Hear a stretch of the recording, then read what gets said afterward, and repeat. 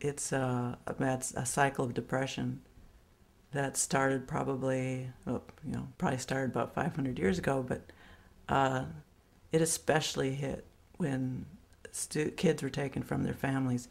I think losing wars, being disenfranchised, not being understood by this group of people who came over and um, occupy this land.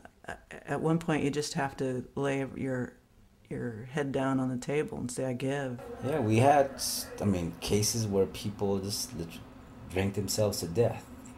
Young people, which was surprising to me. We had a young guy, he's 25, I think he was, died of cirrhosis.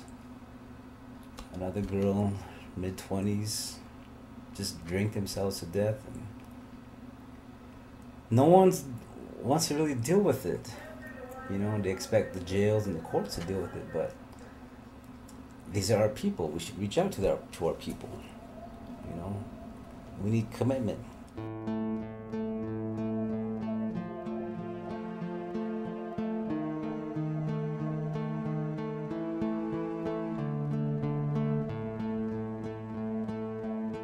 We held a meeting in the Oval Office one day some years ago with certain tribal chairs, and they came in, and one of them stood up and said, "I come from a third world country." And he read for the president the data, the statistics about his reservation.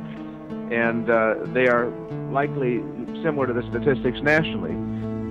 Studies show that American Indians and Alaska Natives die at a higher rate than other Americans from alcoholism, tuberculosis, auto accidents, diabetes, homicide, and suicide.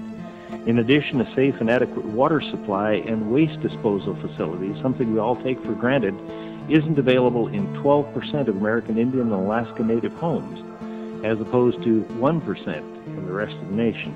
Mr. Chairman and Ranking Member, I brought to Congress bottles of water from Indian reservations. Here's one. This is what people are expected to drink. And they cut the funding to get decent quality water to these people. I mean, that is inexplicable. It is outrageous. I mean, I must say, I don't know what these people are thinking of. This is a very, very depressing place. You get off the reservation, you go off the reservation, and you're like, man, this is so cool, you got all these things going on, all these places to go, things to do. You come back to the reservation, as soon as you hit that border on each end of the reservation, it's like, oh man, I'm back, and your pressure is right there again, right, because as soon as you get here, you see, a drunk walking here, or you see an ambulance going by, or a helicopter coming, cop car flying by, it's like, oh man, here we go again, it's same old, same old.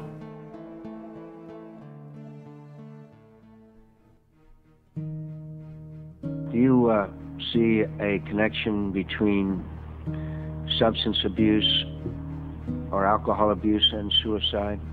Absolutely, Mr. Chairman. Is it usually associated with suicide? There is often the presence of either a substance abuse disorder or the presence of the use of substances, either alcohol or drugs, prior to the completion of a suicide.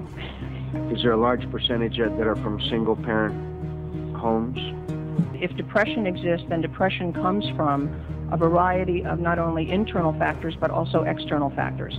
And the fact that there may be disrupted family life, there may be a low socioeconomic condition, all of those contribute to the factors that would lead individuals who have experience of depression to then move further and consider taking their own lives.